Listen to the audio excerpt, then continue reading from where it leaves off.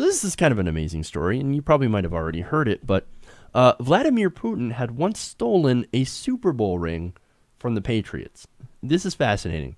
Now, to give you a little bit of a context on what happened and how it fits in today, I'm going to tell you about when this had actually happened. It all started in 2005. Now, Robert Kraft is the owner of the Patriots. The Patriots did win the Super Bowl, and that's why this is relevant, of course. Now, Robert Kraft went to Russia with Sandy Whale. Now, Sandy is, of course, a friend of and president of the Citigroup at the time of the trip. Now, he just received, at the time of this trip, his Super Bowl ring for the win in Super Bowl 39. So he decided when he was there, I'm going to show the ring to Sandy Whale. And she's like, oh, great. Hey, you know what would be an awesome idea? If we were to show the ring to Vladimir Putin. He said, I took out the ring and showed it to Putin. He put it on and goes, quote, I can kill someone with this ring. I put my hand out and he put it in his pocket. And 3 KGB guys got around him and walked out. He took your ring. Who does that? I mean, other than Vladimir Putin. This guy came in, he took your ring. Oh, you have nice ring. I will take it now. Put it in my pocket. I like how his first go-to is, I can kill somebody. I can kill somebody with this ring. I mean, look, I guess Super Bowl rings are pretty big, right?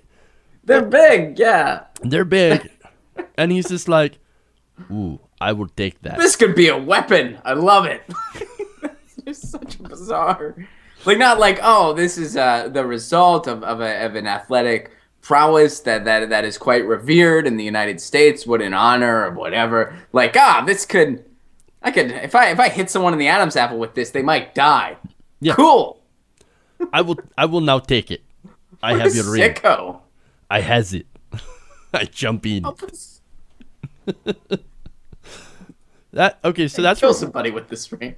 That's who we're dealing with here, right? So this guy comes in, takes this other guy's ring, and then takes Crimea later. That's kind of who you're dealing with Vladimir Putin. Okay. So God, jewelry shopping with him must be weird. Like he goes shopping for an engagement ring, like baby, I want to buy you the most the deadliest ring. You kill somebody with this ring, marry me. Yeah. Oh, do you know how fast it would murder people with this ring? I would get that one. Okay, that'll be $1,400. I take your ring, and I put it in pocket. Too much. He puts it in his pocket. So again, so this is an old story. It's been floating around for a while. There is a bit of an update to this. See, even after all these years, Putin still has a ring. He's still got it in his pocket. But Robert Kraft, he wants his ring back. So he was talking to Fox News, Chris Wallace on Fox News Sunday. And this was before the Patriots win, of course. And here's what he had to say about the old story and how he's going to try to get the ring back. Finally, there is the famous story of you going to Russia in 2005 and showing Vladimir Putin your Super Bowl ring, and he walked off with it. I got several questions. One, did he ever give it back? No. Two, did you have a replacement ring made for the ring that President Putin absconded with? Yes, but I was willing to have one made with his name on it. Maybe we'll have the new president bring it to him when he connects with him. I was going to ask you, are you going to ask President Trump, when he has his first summit with Vladimir Putin, to give him a ring, a substitute ring, and get your original back? That would be good. I do have an emotional attachment to that ring. And maybe, who knows, maybe if we win Sunday, I could trade a new one with him, have one made up in good spirit of friendship and between President our Trump countries. could be the courier. Right. We'll have him do that. So the guy steals your ring, and then you're like, we'll just have him a new one, and then we'll trade it in the spirit of friendship. I think it'd be awesome if he got his ring back and there's all this blood on it. Like, what is all this about? Don't worry about it. I said ring makes great weapon. You don't ask him what he did with the ring. You just don't. That's why I wouldn't want that ring back, actually. Yeah. I'm like, really? You want it back? He's had it for like over a decade. And his first thought was like, weapon. Who knows what he did with that thing? Who knows? Yeah, but the whole point is, though, the guy stole your ring, and he says, well, maybe I can get it back by sucking up and being nice and having Donald Trump be an ambassador, because obviously they're such good friends, right? No, the guy stole it. But then again, what are you going to do? The guy does lead a giant nuclear-armed state, so how exactly are you going to get this thing back? Yeah. I don't think you're and going clearly, to. he likes weapons. He sees weapons in everything. Maybe he does, and maybe that's the KGB thing, right? Who knows? But, dude, you're not getting your ring back. I highly doubt he's just going to go, oh, sorry, here's ring back. No, not going to happen. You might as well just cut your losses, dude. You know what's interesting? Just because we brought up the Super Bowl, though, like everyone's politicizing the NFL now, which I think is kind of cool. Like a lot of people were rooting against the Patriots just because of Belichick and Brady, allegedly being tight with him. And I don't know. I know the speculation is still out over whether Brady was actually endorsing him or not, I believe. But, at the very least, they were like friends. But I find it interesting because I'm just like, where were you guys when like Tim Tebow was playing? That was a time for the NFL to be politicized, because this was a dude that was openly homophobic, that made anti-choice commercials during the Super Bowl, and had a group of people that honestly thought the Christian God was helping him win. Holy shit. I think he may have even been a shitty quarterback on purpose just so nobody could disprove that. If ever there was a time where it's like, if this guy would have won the Super Bowl, we probably would have seen an increase on like Christian-based like hate crimes, like Christians hurting other people. Like we definitely would have seen that. Like, and nobody was saying a word about it. Nobody was talking about that. Now all of a sudden, like, football's so politicized just because of like friends people keep. And I, for one, think it's very interesting. But it's like, where were you people when Tim Tebow was around? That's a good question. I have no idea because I don't watch football. Right. No, I know it's not your thing. And I'm not like a huge connoisseur either. But like, if ever there was a time where it was like, okay, this is becoming really political, it's when like a Tim Tebow was playing, because that guy was a Christian chauvinist. And I call him that because he's smart enough to know better. He's not just a guy that honestly thinks he's doing the right thing. He's smart enough to know better. He was not a good dude, still isn't.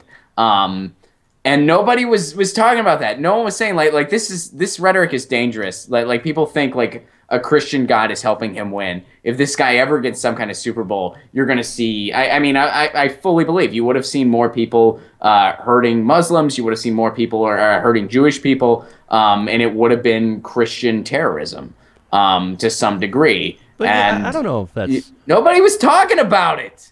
Well, okay, so I think you're right that we probably should have talked about it. That would have been a good thing. But most teams, I don't know if you know this, but I think most people who are religious are like, God wants my team to win.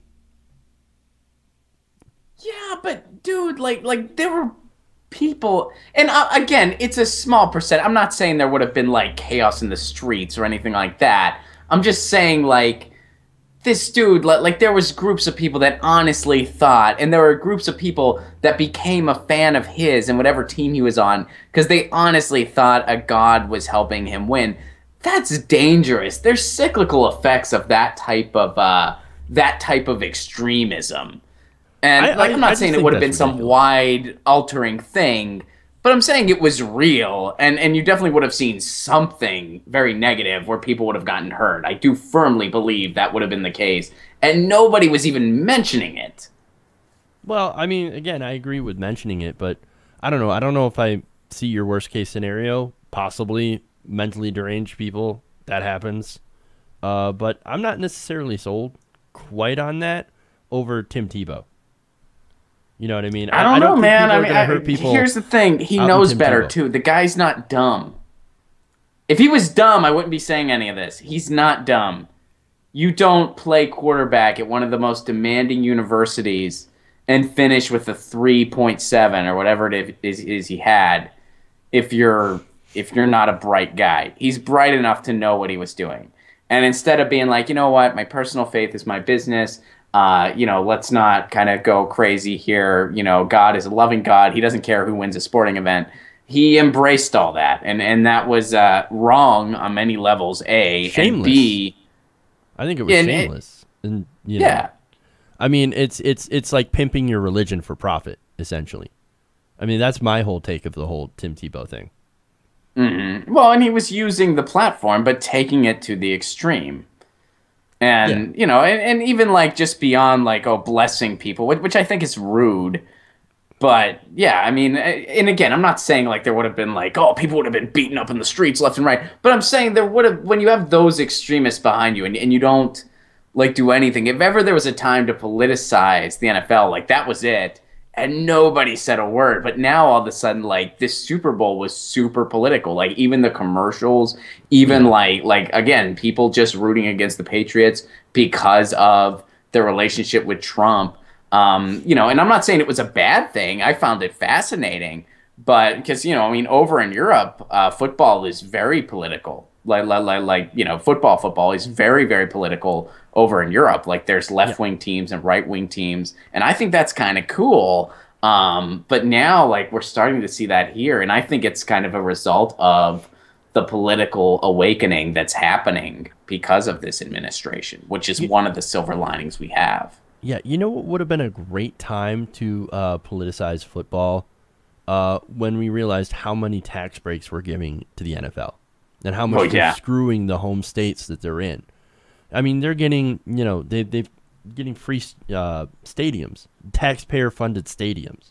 That would have been a great time, like, to question, hey, why is this multi-billion-dollar industry getting subsidized by taxpayers?